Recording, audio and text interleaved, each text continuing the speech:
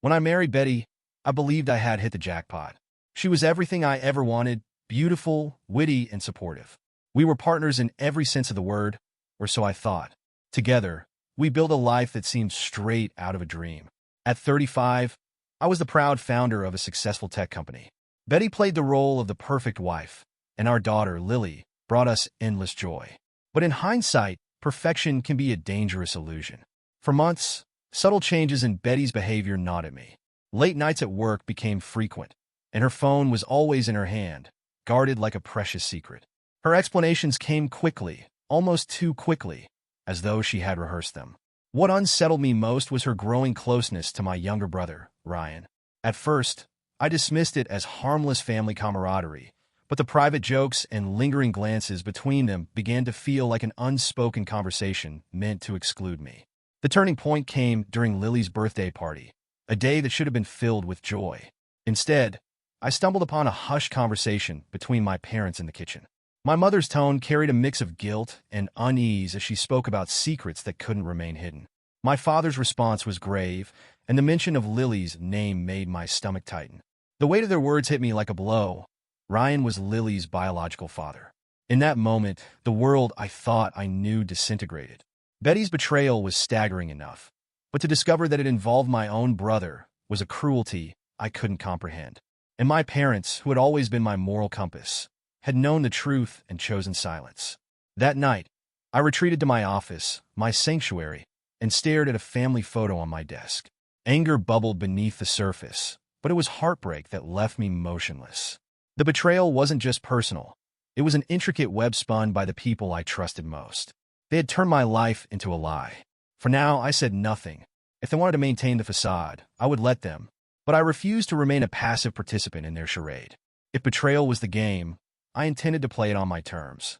The first step was to gather evidence, irrefutable proof of what had been unfolding behind my back. I needed clarity, the whole truth, and when the time came, I would act. Not impulsively, but decisively. This wasn't just about revenge. It was about reclaiming my life. In the days that followed, I became a man with a mission. Outwardly, I kept up appearances, calm, composed, even affectionate with Betty. Inwardly, I was relentless. Every word she said, every movement she made, I scrutinized with a precision I never knew I had. She thought I was oblivious, but my thoughts were consumed with doubt and suspicion. The first step was hiring a private investigator. I chose someone from out of town, ensuring there were no ties to the Cole name. Monica, a no-nonsense professional, assured me she would uncover the truth. Her confidence and methodical approach gave me hope. Behind her sharp demeanor was a determination that mirrored my own. While Monica worked, I began my own investigation. Accessing Betty's social media history was simple for someone with my resources. I combed through old photos, posts, and events, searching for connections I'd overlooked. A pattern emerged. Ryan was present at almost every major milestone in our lives. Birthdays, vacations, even quiet family moments. He was always there, always near Betty. What once seemed like a close sibling bond now felt like a calculated intrusion. Monica delivered results faster than I expected. Within a week, she handed me a folder of evidence that turned my stomach. Photos of Betty and Ryan together, intimately close. They weren't just meeting, they were checking into hotels under fake names. But the most gut-wrenching revelation was the timeline Monica had compiled. Their affair began the night before our wedding. While I was celebrating with friends, envisioning a happy future, they were betraying me in the most profound way imaginable. Still, I needed confirmation of what my parents had hinted at. The possibility that Lily wasn't my biological daughter haunted me. I adored her, but the thought that she might not be mine was a constant ache. Monica suggested a discreet DNA test, a step that felt both necessary and devastating. A week later, the results arrived. Lily wasn't my biological child. I stared at the report in my office, the words blurring as waves of grief and anger crashed over me. Memories of Lily, her laughter, her small hands clutching mine, her pride at her first recital, flooded my mind. None of it was her fault. She was an innocent caught in a web of lies spun by the people who should have protected her. That night, I lay in bed beside Betty, who slept peacefully, oblivious to the storm brewing beside her. She murmured something about her plans for the next day, her tone soft and familiar. It felt surreal, as though I were watching the scene unfold from a distance, detached from the man in the bed. Beneath the numbness, resolve hardened within me. If they thought I would crumble under the weight of their betrayal, they were wrong. I wasn't going to just expose them. I was going to tear down the world they had built on my trust. This wasn't just about revenge. It was about reclaiming what was mine, and I was ready to begin. The next morning, I watched Betty across the breakfast table. She sipped her coffee, scrolling absent-mindedly through her phone, the picture of calm. She seemed oblivious to the storm gathering around her. Lily, sitting between us, chatted excitedly about a school project. I responded automatically, my mind elsewhere, calculating my next move. Betty left soon after, mentioning a lunch meeting with a colleague. I kissed her on the cheek, feigning nonchalance, all the while noting how easily the lie slipped from her lips. The moment she walked out the door, I called Monica. My instructions were brief and precise. Follow her, document everything, leave nothing to chance. By afternoon, Monica had delivered. A photo appeared on my phone. Betty and Ryan at a secluded restaurant, leaning close across the table, their hands entwined. The sight sent a sharp pang through my chest, but I quickly replaced the pain with icy resolve. This wasn't the time to crumble.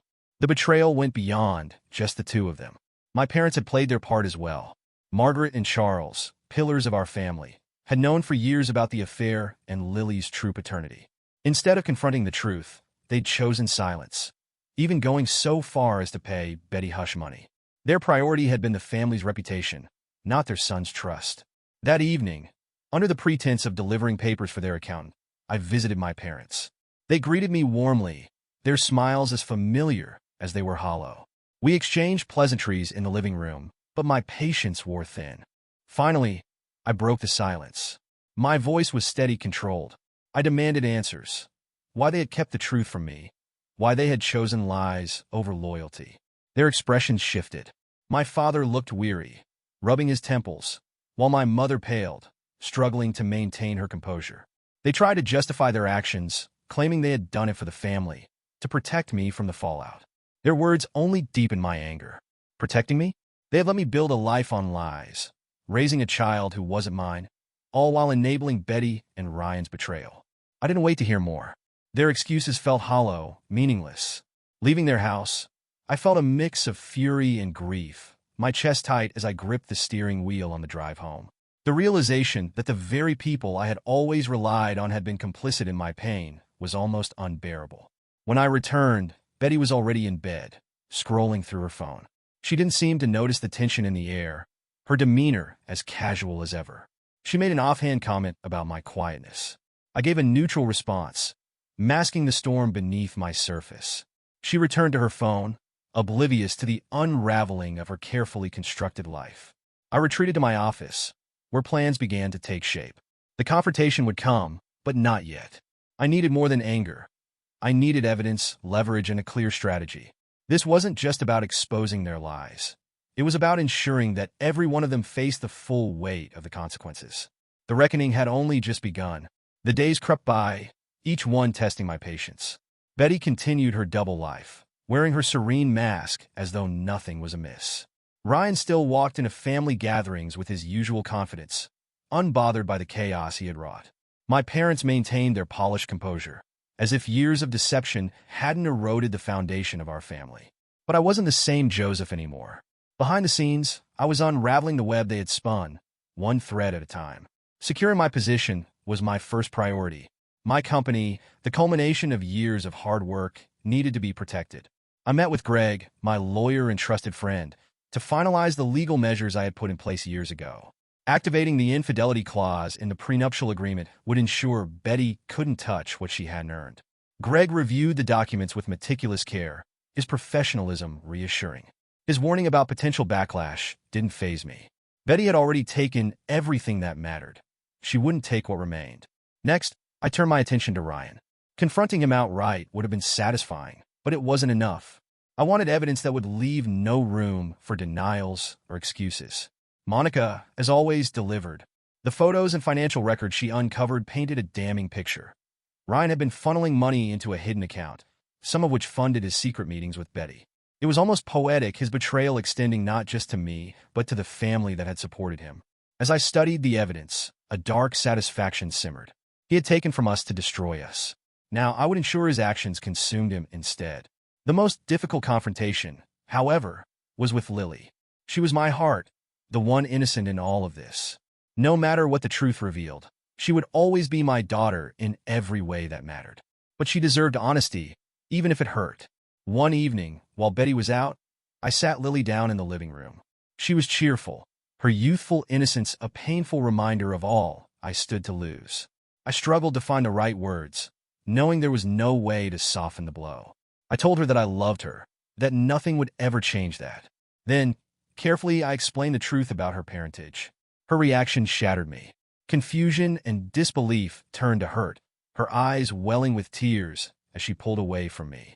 She refused to accept it, her voice trembling with denial. Despite my reassurances, she ran to her room, slamming the door behind her. The muffled sound of her crying echoed upstairs, a sound that broke me all over again. Standing there, I felt the weight of every betrayal pressing down on me. Telling her had been the right thing to do, but it didn't make the pain any less excruciating. I didn't know if she would ever forgive me, or if I could forgive myself for shattering her world. Upstairs, her sobs eventually quieted, but the ache in my chest lingered. The damage caused by Betty, Ryan, and my parents had seeped into every corner of my life. Yet, even as the pieces fell around me, I felt a spark of resolve reignite. I wasn't just fighting to expose their lies anymore. I was fighting to reclaim my life, for myself, and for Lily. They had played me for years, but the game wasn't theirs to control anymore. This was just the beginning of my reckoning. The days after my conversation with Lily were some of the hardest I'd ever endured. She avoided me, speaking only when necessary and retreating to her room as soon as dinner was over. Betty, oblivious as ever, filled the silences with empty chatter, pretending not to notice the growing tension. If she suspected anything, she didn't let it show, a testament to her ability to ignore inconvenient truths. But I wasn't idle. The wheels of truth were already turning, and I was ready to take the next step. The upcoming family dinner, a long-standing tradition, provided the perfect opportunity to deliver my first blow. On Sunday, we gathered at my parents' estate as usual. Margaret and Charles greeted us with their practiced warmth, their smiles a thin veneer over years of deception. Ryan arrived shortly after, exuding his usual confidence. His casual demeanor was a reminder of how easily he had walked through life without facing consequences. It took every ounce of my self-control to keep my composure. Lily stayed close to me, her earlier coldness softened by unease. I could sense her reluctance to be there, but I needed her to witness what was about to unfold. Dinner proceeded as it always did. Fine china, lavish courses, and light conversation. My father cracked his usual jokes, and polite laughter rippled around the table. But I barely heard any of it. My mind was focused, my pulse steady as dessert arrived. The moment had come. I rose from my seat and raised my glass, drawing the room's attention. My voice was calm, but each word was laced with purpose. I spoke of family, trust, and betrayal, concepts that had been hollowed out by the very people sitting around the table. Confusion flickered across their faces as the tone of my words shifted. Betty's smile faltered, her confidence wavering. Ryan, too, stiffened, his hand tightening around his glass. My parents exchanged uneasy glances, their masks slipping ever so slightly. I didn't hold back. I revealed that I knew everything. The affair, Lily's true paternity, and the years of lies they had spun. Their reactions were exactly as I had expected. Shock, denial, and a scrambling for excuses. Betty's face drained of color as she reached for the evidence I laid before them. Ryan froze, his usual smugness replaced by pale silence. My father attempted to intervene, urging me to take the conversation elsewhere, but I ignored him. This was the moment they needed to face, the consequences of their deceit laid bare in front of the family they claimed to care about. My mother dissolved into tears, but I felt no sympathy. They had chosen to remain silent for years, prioritizing appearances over truth, loyalty, and me. When I turned to Ryan, my voice cut like a blade. His betrayal, more than anyone else's, had shattered the foundation of trust. The documents Monica had uncovered left no room for denial. Financial misconduct, hidden meetings, and blatant disregard for family. Betty, meanwhile, frantically thumbed through the folder as though she could rewrite what was already irrefutable. I directed my words at Betty last. I didn't ask for explanations or apologies. I knew they would mean nothing. She had been the architect of her deceit, playing the part of a devoted wife while betraying me with my own brother. Her tears were no longer enough to sway me.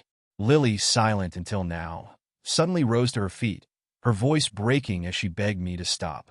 Her pain was palpable, cutting through the tension like a knife. But I couldn't stop, not now. This wasn't just for me, it was for her. She deserved to know the truth about the people she trusted, no matter how much it hurt. I softened my tone as I addressed her, assuring her that none of this was her fault. But the damage had been done. She fled the room, her anguish reverberating in the heavy silence she left behind. Turning back to the rest of them, I delivered my final words. This family, as I had known it, was finished. Whatever bonds had once existed were irreparably broken. I made it clear that I was walking away from all of them, from the lies, the betrayal, and the toxic charade they had built. Without waiting for a response, I left. The cool night air hit me as I stepped outside, my heart pounding, but my resolve unshaken. Behind me, I could still hear Betty's sobs and my mother's pleas, but I didn't look back.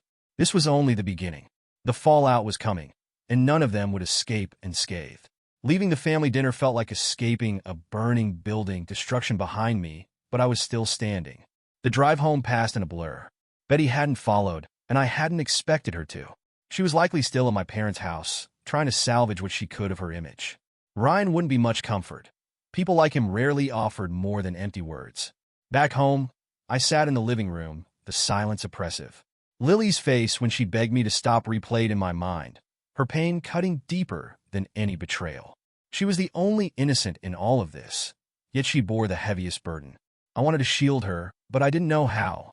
The door creaked open, and Lily stood there, her face streaked with tears. She told me, barely above a whisper, that Betty had stayed at my parents' house. Her eyes avoided mine, her voice distant. I nodded, acknowledging what we both already knew. For a moment, we stood in silence, the unspoken tension filling the room. When she finally looked at me, her expression was a mix of anger and grief. She demanded to know why I had done it, why I had to ruin everything. Her words stung, but I held my composure. She wasn't ready to see the bigger picture yet, and I couldn't fault her for that. I explained as calmly as I could that I hadn't ruined anything, that it was Betty and Ryan who had done that. But she wasn't ready to hear it. To her, the life she'd known had been shattered, and I was the one holding the hammer.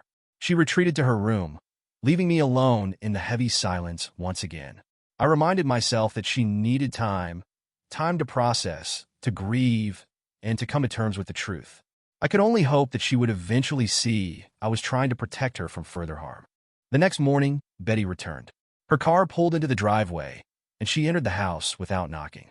She looked pale, as though she hadn't slept. Whatever composure she had left was a thin veneer, and her trembling voice betrayed her as she said we needed to talk. I listened, letting her try to explain herself. She called it a mistake, a single misstep that spiraled out of control. Her words were hollow, an insult to the gravity of her actions. Years of betrayal couldn't be reduced to a single error in judgment. She pleaded for reconciliation, suggested counseling, and tried to frame her actions as something that could be mended. I cut through her excuses. Nothing could change the fact that Lily wasn't biologically mine, that she had been unfaithful with my brother from the night before our wedding onward. Her tears flowed freely, but they didn't move me. I had no sympathy left for someone who had destroyed so much without remorse until she was caught. When I told her to leave, her desperation surfaced. She asked where she was supposed to go, but I had no answers for her. She had made her choices, and now she would have to face their consequences. By the afternoon, she was gone, her car disappearing down the street. The house fell into an eerie silence, one that felt both unsettling and strangely liberating. Lily remained distant in the days that followed. I gave her space, knowing that forcing a connection wouldn't help. My focus shifted to practical matters, finalizing the divorce, ensuring the infidelity clause in the prenup held firm, and severing ties with Ryan and my parents. They, too, would face the consequences of their betrayal, though it would take time to untangle the mess they had created. The road ahead was daunting, but for the first time in weeks, I felt a flicker of hope. This wasn't the life I had planned, but it was a chance to rebuild, this time on a foundation of truth, no matter how painful. It was the beginning of something new, something real. The days after Betty left felt surreal. For years, her presence had defined the house, her laughter, her voice, even her arguments. Now the silence was heavy but cleansing. As I began clearing out the remnants of the life we had shared, it felt like a necessary purge, both for me and for Lily. We needed to see that moving forward was possible, even if we didn't yet know what that future looked like. Lily remained distant. She spent most of her time in her room, headphones on, seeking solace in music or online distractions. I didn't push her. Instead, I tried to show her I was there, small gestures like leaving a note with her favorite snack or softly knocking to let her know dinner was ready. She rarely responded, but there were moments when I caught a flicker of gratitude in her eyes. It wasn't much, but it was something. A week later, Monica called with an update. Ryan had been making reckless financial moves, dipping into funds from one of my company's subsidiary projects. The evidence was damning. Photos of him at luxury car dealerships, records of money funneled into hidden accounts, all meticulously compiled. I met Monica at her office, where she laid out the proof. Ryan hadn't just betrayed me personally. He had jeopardized my business as well. Her tone was calm and businesslike, but there was a sharp edge to her words. Everything was documented, and she was ready to hand it over to my legal team. The rage simmered beneath the surface, but I stayed composed. This wasn't about reacting in anger. It was about methodically ensuring Ryan faced the consequences of his actions. I authorized Monica to proceed, and within days, my lawyers began building the case against him. Predictably, my parents tried to intervene. My father called, his voice strained as he urged me to reconsider. He spoke of family bonds, of forgiveness, as though Ryan's actions could be brushed aside with a vague appeal to loyalty. My mother tried a different tactic, invoking Lily and the pain this conflict would cause her. But I had no patience for their excuses. They had chosen to side with deceit for years, and now they were seeing the cost of their decisions. The divide between us deepened, and I let it. Their pleas only solidified my resolve to protect what was left of my life and my relationship with Lily. One evening, she surprised me by coming downstairs for dinner. Her movements were hesitant, but she stayed. As we ate in silence, she finally broke it with a tentative question about Ryan. She had heard about the lawsuit and wanted to know if it was true that he had stolen from me. I confirmed it, keeping my explanation simple but truthful. She pressed further, wondering aloud why he would do such a thing when he already had so much. Her questions reflected the confusion of someone grappling with the idea that someone they trusted could act so selfishly. I explained that some people are never satisfied, that betrayal often comes from those closest to us. She processed my words quietly, her expression hard to read. When she asked if she would need to stop seeing Ryan, her question cut deeper than I expected. Despite everything, she still saw him as her uncle, or perhaps more painfully, her biological father. I told her the decision was hers, that she had the right to make her own choices about who remained in her life. What mattered was that she knew the truth and could act accordingly. Tears filled her eyes, but she stayed seated, looking at me with a mix of sadness and determination. For the first time in days, she let me take her hand. It was a small step, but it felt monumental. As the weeks passed, the lawsuit against Ryan gained traction, and Betty's attempts to negotiate a more favorable divorce settlement were met with firm resistance from my legal team. She tried various tactics, even showing up at Lily's school to plead her case. Lily, to my relief, refused to engage, her distance from her mother growing with each attempt. One evening, Lily handed me a crumpled note Betty had left in her locker. It was filled with apologies and justifications, an emotional appeal laced with blame shifting and promises of love. Betty was trying to manipulate her way back into Lily's heart, but it was clear her words had left Lily conflicted. When I asked her what she wanted to do, she hesitated. She admitted she didn't trust her mother, but didn't know how to navigate the complicated emotions of love and betrayal. I told her she didn't need to make a decision right away, that she didn't owe her mother anything, not forgiveness, not understanding, unless it felt right for her. For the first time in what felt like forever, she smiled. It was faint and hesitant, but it was real. We weren't okay yet. The wounds were too fresh, and the path forward remained uncertain. But there was progress, a glimmer of hope in the wreckage. Together, we were beginning to pick up the pieces.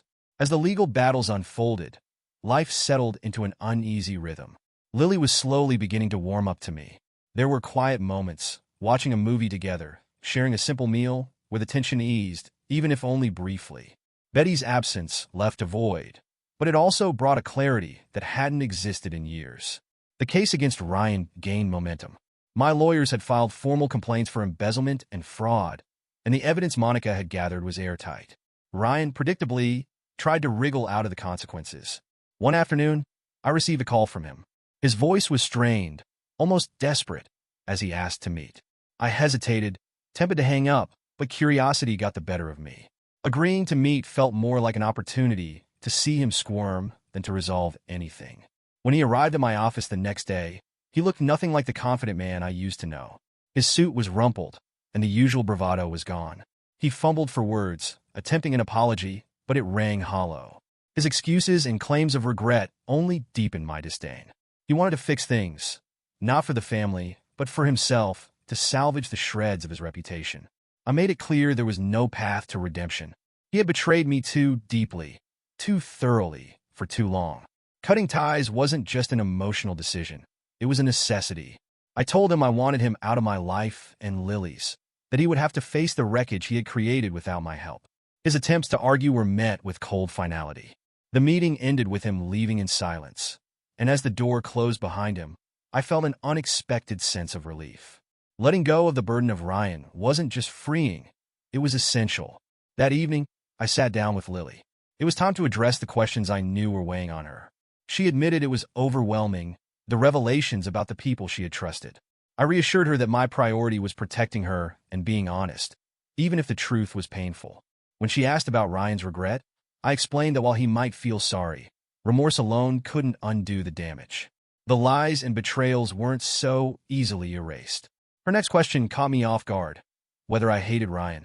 I paused, realizing that hate was an emotion I no longer wanted to carry. It was exhausting, and I wanted to focus on what mattered, rebuilding what was left of our family. Lily's response was simple but powerful. She told me I mattered to her. For the first time in weeks, I felt the faint glow of hope. The fallout continued in the background. Ryan's case became public, his reputation unraveling as the truth came to light. My parents tried to intervene, offering platitudes and appeals to forgiveness, but I shut them out. They had made their choices, and I was done letting their decisions dictate my life. Betty, meanwhile, resorted to sending letters. They alternated between pleas for forgiveness and justifications for her actions, blaming loneliness and circumstances. I read them out of curiosity, but they only confirmed what I already knew. She wasn't truly sorry. She regretted being exposed, not the choices she had made. One evening, I gathered the letters and burned them in the fireplace. Watching the flames consume them felt cathartic, a symbolic cleansing of the past. As the embers faded, Lily joined me on the couch, resting her head on my shoulder. She asked softly if we were going to be okay. I wrapped an arm around her, holding her close. For the first time in months, I felt a quiet certainty. We would be okay. We had a long road ahead, but together, we were moving towards something better, a life built on truth and resilience. Ryan's downfall was swift and unrelenting. As the embezzlement charges gained traction, the media latched onto the story.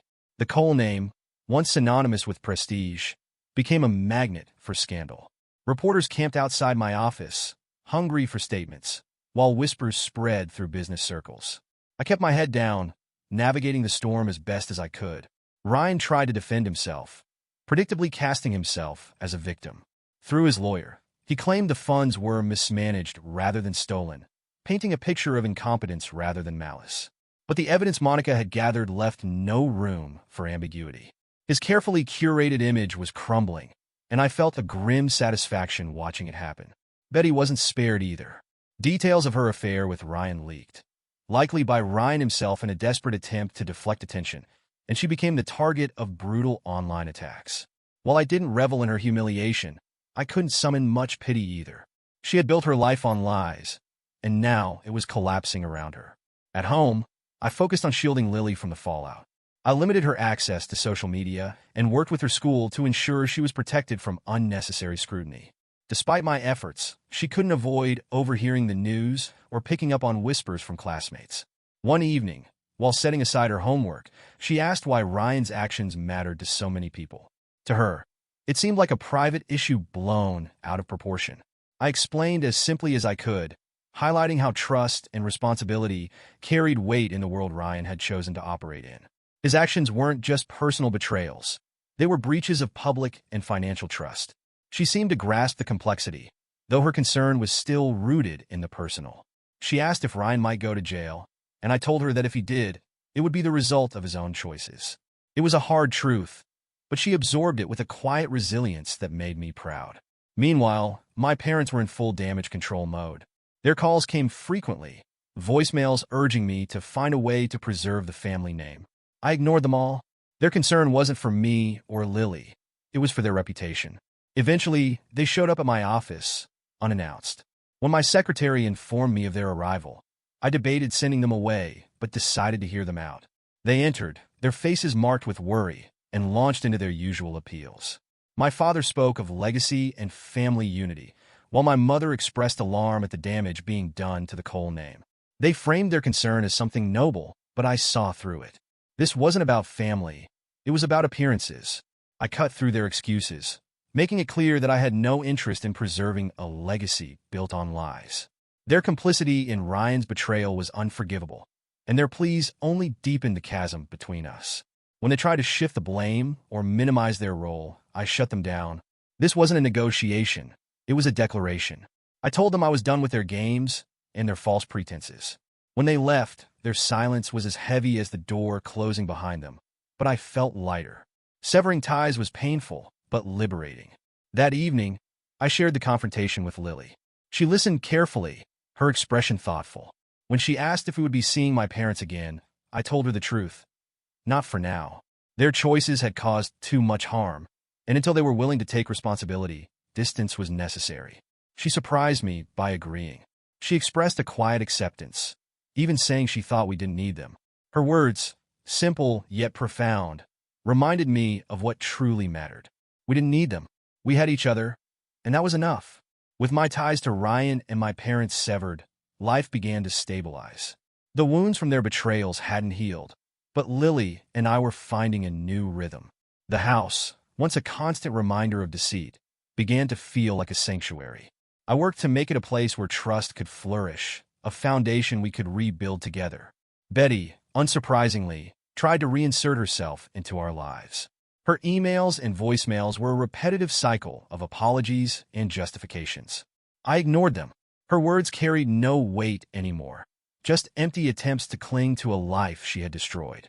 One afternoon, she showed up unannounced, forcing a confrontation I had hoped to avoid.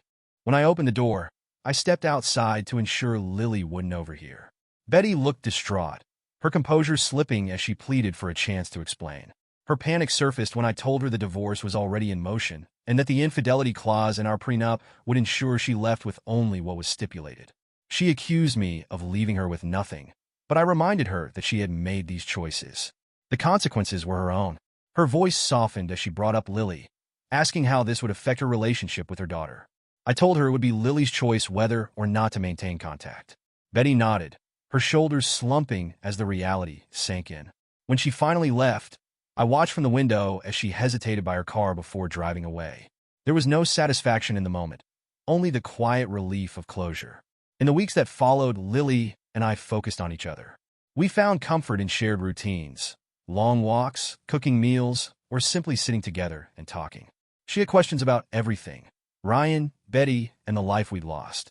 I answered what I could, but some things didn't have clear answers. She seemed to understand that. One evening, as we sat on the couch watching a movie, she asked if I ever wished we could go back to the way things were. The question lingered in the air as I considered it. I admitted that, at times, I missed the life I thought we had, but I also recognized that it had been built on lies. The truth, as painful as it was, felt like a better place to begin again. She leaned against me, quietly agreeing, and I felt a small but profound sense of connection. Meanwhile, the legal battles progressed. Ryan's trial was approaching, and my lawyers assured me the case was solid. Betty's divorce proceedings moved forward, and the prenup ensured she wouldn't walk away with more than the minimum. My parents continued their futile attempts to mediate, desperate to salvage the Cole name, but I refused to engage. A final letter from my mother begged me to reconsider and protect the family's legacy. I read it once before tearing it up. Their version of family had long been irreparably broken. One day, Monica called with the final confirmation.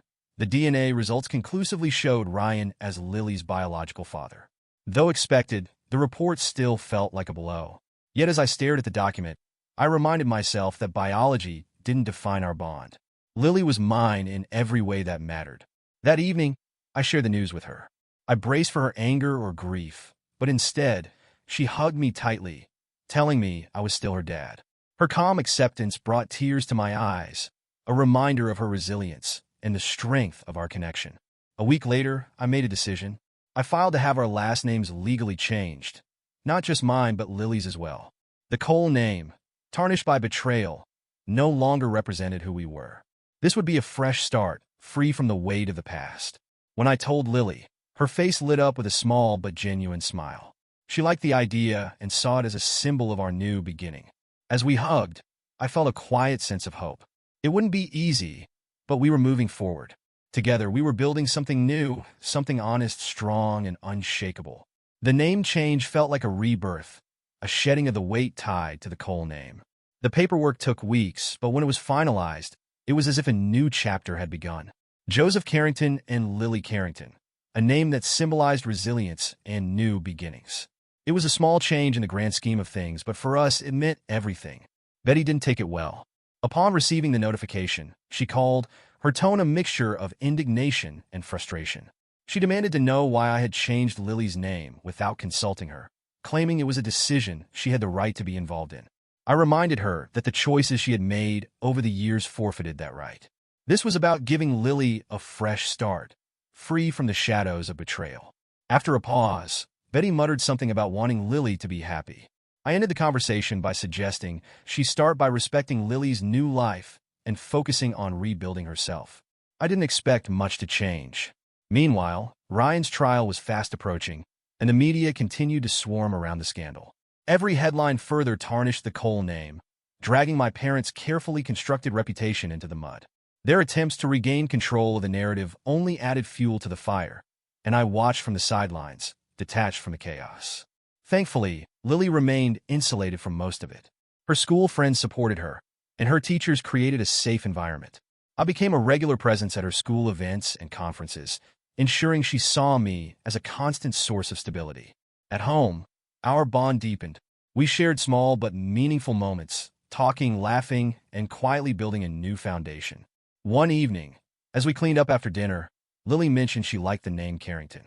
Her words carried a quiet pride, a recognition that the name represented strength and a fresh start.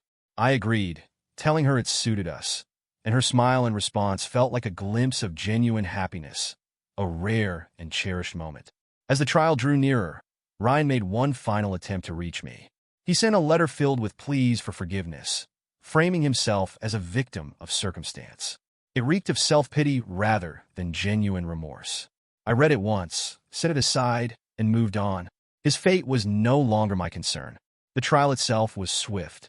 Monica kept me updated on the proceedings while I chose to stay home, uninterested in witnessing the spectacle firsthand. The verdict was unsurprising. Guilty on multiple counts of embezzlement and fraud. Ryan received a significant prison sentence, and the life of privilege he had clung to came to an abrupt end. I didn't feel triumph, nor did I feel sorrow. It was simply justice. In the weeks that followed, the chaos began to subside. The media moved on to new scandals, and the Cole name faded from public discourse. My parents, disgraced and isolated, retreated into the shadows of their estate. Betty, stripped of her social standing and financial security, relocated to a modest apartment. She reached out to Lily occasionally, but their exchanges were limited and cautious. For Lily and me, life settled into a quieter, steadier rhythm. I focused on expanding my business, ensuring its stability for the future, while Lily channeled her energy into her studies and her art. Her sketches began to fill the walls of our home, each one a testament to her creativity and resilience. One evening, she handed me a drawing of a tree with deep roots and strong branches stretching skyward. She explained that it represented us, our past grounding us, and our future reaching towards something brighter. The simplicity of the image held a profound beauty that mirrored her own strength and growth. Emotion welled in my chest as I looked at the drawing. We hung it in the living room that night, a symbol of everything we had endured and everything we were becoming. The Carringtons were starting anew, and this time, we would build something no betrayal could tear down. As the months passed, Lily and I settled into a life that felt simpler, yet far more fulfilling. The weight of the Cole legacy no longer loomed over us. Instead, we focused on what truly mattered: being there for each other and building a future rooted in honesty and trust. One afternoon, while sorting through old family photos, I came across a picture from Lily's third birthday.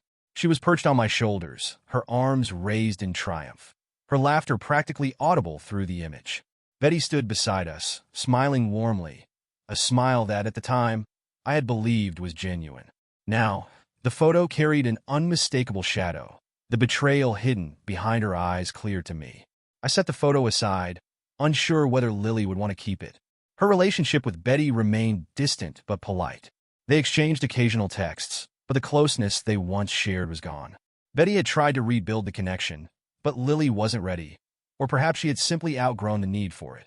That evening, I brought the photo to her room. She was at her desk, headphones on, sketching something on her tablet. When I tapped lightly on the doorframe, she looked up and removed her headphones. I handed her the photo, explaining that I thought she might want to decide what to do with it. She studied it for a moment, her expression neutral but thoughtful. She commented on how messy she had been that day, recalling the cake smeared across her face. There was a faint smile as she remembered, but her gaze lingered on Betty. She asked if I thought Betty had loved us, her tone hesitant but curious. The question caught me off guard, but I answered honestly. Betty likely had loved us in her own way, but her flaws and selfishness had clouded that love, leading her to make choices that hurt everyone. Lily nodded, processing the thought, and admitted she wasn't ready to forgive her mother. She didn't hate her, but she didn't know how to feel. I reassured her that her feelings were valid, that she didn't have to decide now, or ever, how to define that relationship. She set the photo on her desk and decided to keep it, not because of Betty, but because of the memory it held of us. Her words filled me with quiet pride. She was finding her own way to navigate the complexities of our fractured past. As Lily thrived, I began rediscovering parts of myself I had neglected for years. I started running again, a habit I hadn't kept up since my 20s. I picked up an old guitar that had gathered dust in the corner and began relearning songs I'd nearly forgotten. The creative outlet felt freeing, a reminder that there was life beyond the roles I had once tied myself to. Lily encouraged me, often listening as I played. One evening, as I stumbled through a melody, she teased me about my skills, laughing at my mistakes. Her lightheartedness was contagious, a sign that the joy in our home was slowly returning. The holidays brought their own challenges. Christmas, once a large family affair, was now just the two of us. I worried that the absence of extended family, and Betty, might leave Lily feeling lonely. To my surprise, she embraced the change, suggesting we create our own traditions. We spent the season decorating the tree, baking cookies, and laughing over our failed attempts to recreate elaborate designs. On Christmas morning, we exchanged gifts by the fireplace, the warmth of her laughter filling the room. She declared it the best Christmas ever, and for the first time in years, I felt the same. Despite the healing, some reminders of the past lingered. Betty sent a card that Christmas, filled with apologies and a plea for reconciliation. I read it once, then set it aside. Lily, as far as I knew, didn't respond. It wasn't bitterness, just the quiet understanding that some bridges were better left untouched. Ryan, too, became a distant memory. His prison sentence had briefly made the news, but his name rarely came up anymore. My parents, estranged from both me and Lily, occasionally reached out through intermediaries, proposing family meetings. Each time I declined. Their version of family was one we no longer needed to be part of. We had everything we needed. The love, honesty, and resilience we shared were enough to sustain us. What lay ahead was uncertain, but together, we were moving forward, free from the shadows of the past. As the new year unfolded, Lily and I continued to rebuild, finding solace in the simplicity of our new life. The chaos of the past began to fade, replaced by cautious optimism. Though the scars remained, the wounds were healing. We both understood that moving forward was a process, one step at a time. One Saturday morning, Lily joined me in the kitchen, still in her pajamas, her hair a tangled mess. As she made her overly sweetened coffee, she surprised me by bringing up the idea of me dating again. Her observation that I seemed happier lately struck a chord, even if the thought of dating felt foreign. She suggested it not as a replacement for what I'd lost, but as a way to find companionship. I thanked her for thinking of me, touched by her thoughtfulness, but admitted I wasn't ready to entertain the idea just yet. Her encouragement stayed with me, though lingering in my thoughts long after our conversation ended. As the months passed, her words began to take root. For the first time in years, I felt more like myself, free from the heavy shadow of betrayal. While the idea of opening my heart again felt daunting, it also seemed less impossible. One afternoon, while running errands, I bumped into Hannah, an old acquaintance from college. She was browsing in a bookstore, and her warm smile was instantly familiar. We caught up briefly, exchanging updates on our lives. She shared that she was now a writer, back in town after years in New York, and we ended the conversation with her offering me her business card. It was a simple gesture, but it left me thinking about the possibility of reconnecting. Later, when Lily asked about my day, I mentioned the encounter. Her curiosity was gentle, her approval subtle but clear. Encouraged by her quiet support, I decided to reach out to Hannah a week later. We arranged to meet for coffee, and as I walked into the cafe, I felt a mix of nerves and anticipation I hadn't felt in years. Our conversation was easy and familiar, touching on everything from work to memories of our college days. Hannah was kind, intelligent, and grounded, qualities that reminded me what it felt like to connect with someone on a deeper level. It wasn't a date, but it felt like the beginning of something promising, a tentative step toward opening myself up again. When I returned home, Lily was in the living room with her sketchbook. She asked how the meeting had gone, her curiosity warm but unintrusive. I shared that it had been nice, and while I wasn't making any promises, I admitted I might see Hannah again. Her quiet support reassured me that moving forward was the right choice. Over the next few weeks, the idea of letting someone new into my life became less intimidating. It wasn't about replacing the past, but about embracing the possibilities of the future. For the first time in a long time, the weight of everything we had endured felt lighter. The Carringtons were taking their steps forward, not in leaps or bounds, but steadily, toward a life that was honest, hopeful, and full of possibility. Reconnecting with Hannah felt like rediscovering a part of myself I had forgotten existed. We continued to meet over the following weeks, sharing coffee and conversation that left me feeling lighter each time. Her warmth and humor were effortless, and her kindness felt genuine. For the first time in years, I wasn't simply enduring, I was living. We agreed to take things slow, and her reassurance eased my anxieties about starting something new. There was no pressure, only an openness that felt refreshing. Spending time with her became a quiet joy, something I hadn't realized I'd been missing. At home, Lily noticed the change in me. She teased me gently, suggesting that Hannah was the reason I was smiling more often. Her playful observations made me laugh, but they also reminded me how far we had come. The weight of the past no longer loomed over us, and we were both beginning to thrive in our new reality. Meanwhile, the fallout from Ryan's conviction and my estrangement from the Cole family continued in the background. My parents sent one final letter, filled with pleas for reconciliation and vague appeals to family unity. I didn't respond. Their definition of unity had been built on lies and betrayal, and I wanted no part of it. Betty remained on the edges of our lives, occasionally texting Lily. Most of the time, Lily read the messages and then set her phone down without replying. When I asked how she felt about it, she admitted she didn't really know. Sometimes she missed her mother, but more often, she felt nothing at all. I assured her that whatever she felt, or didn't feel, was valid. She didn't need to force anything, and there was no right or wrong way to process the pain. Hannah slowly became a part of our lives. One evening, she stopped by to drop off a book she thought I might enjoy and met Lily for the first time. Lily was polite but cautious, observing Hannah with quiet intensity. By the end of the evening, though, they were chatting easily, Lily asking about her writing and sharing stories about her art. As Hannah left, Lily simply remarked that she liked her, noting how naturally she seemed to fit into our world. Her words lingered with me, opening the door to the possibility that Hannah could become more than just a friend. It wasn't about replacing the past, but adding something new to the life we were building. As spring turned to summer, life continued to flourish. Lily poured herself into her art, attending workshops and filling the house with her sketches and paintings. I focused on expanding my company, taking on new projects and mentoring young professionals. Hannah remained a quiet but steady presence, joining us for dinners, weekend outings, and long walks in the park. One evening, as we sat together on the porch watching the sunset, Lily asked me if starting over was truly possible, with people, with relationships. She spoke thoughtfully, wondering if she could ever start over with her mother, or if it was too late. I told her it was always possible, but it depended on whether both people were willing to put in the effort. Starting over wasn't about erasing the past, but about choosing to move forward from it. She sat with the thought for a while before deciding that maybe, one day, she would try. Not immediately, but when she felt ready.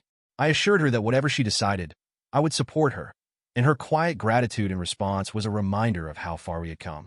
That night, as I sat alone on the porch, I reflected on our journey. The betrayals, heartbreak, and loss we had endured no longer defined us. Instead, it was the resilience and love we had built that carried us forward. We weren't just surviving, we were growing, healing, and finding joy in the life we were creating together. The Carringtons had found a new normal, one that was steady, honest, and filled with hope for the future. The final chapter of our journey began on a quiet summer morning. Life had settled into a steady rhythm, imperfect but fulfilling. Lily was preparing for her first art exhibition, a milestone that filled her with a mix of nerves and excitement. Meanwhile, I juggled the demands of my company, and Hannah's presence in our lives became a steady, comforting addition. We were no longer defined by the past, but by the future we were carefully shaping. Yet, some things still lingered, loose ends that hadn't been addressed, conversations left unfinished. I hadn't realized how much closure we both needed until Betty called. Her voice, unusually subdued, carried a vulnerability I hadn't heard before. She asked to see Lily, not to fix things, but to explain herself and seek forgiveness. I told her I would ask Lily. When I brought it up later that evening, Lily was quiet, her gaze distant as she considered the possibility. She asked if I thought Betty was truly sorry. I admitted I didn't know, but suggested it might be more about what Lily needed to say or hear than about Betty's intentions. After a long pause, Lily agreed to the meeting, asking me to be there with her. The meeting took place in a small cafe on a Saturday afternoon. Lily fidgeted nervously as we waited, her fingers twisting the hem of her shirt. When Betty arrived, she looked more fragile than I'd ever seen her, her once confident demeanor replaced by something quieter, almost hesitant. She began with an apology, speaking about her mistakes and regrets. Her voice cracked as she expressed hope that Lily might one day forgive her. Lily listened, her expression a mixture of hurt and resolve. After a long silence, she admitted she didn't know if she could forgive her mother, that the lies and betrayal had left scars she wasn't sure would heal. Betty accepted this, her tears falling freely as she acknowledged the damage she had caused. She promised to keep trying, even if forgiveness never came. Lily's response was quiet but firm. She didn't hate her mother, but she needed time to process everything. It wasn't a resolution, but it was a beginning. As we left the cafe, Lily walked silently beside me, lost in thought. At home, she retreated to her room, seeking the solitude she needed to reflect. Later that evening, she came downstairs and hugged me tightly, her unspoken gratitude clear. As summer turned to fall, our lives continued to move forward. Lily's art exhibition was a triumph, her confidence radiating as she shared her work with others. Seeing her so proud was one of the happiest moments of my life. Hannah stood beside me at the event, her support unwavering, and I realized how naturally she had become part of our family.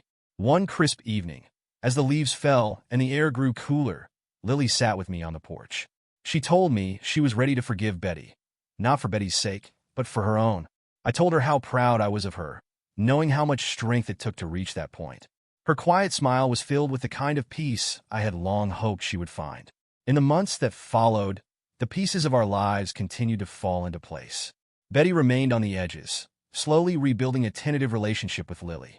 Ryan's presence faded into distant memory, while my parents, still estranged, sent occasional letters of regret. I didn't respond, content to let that chapter remain closed.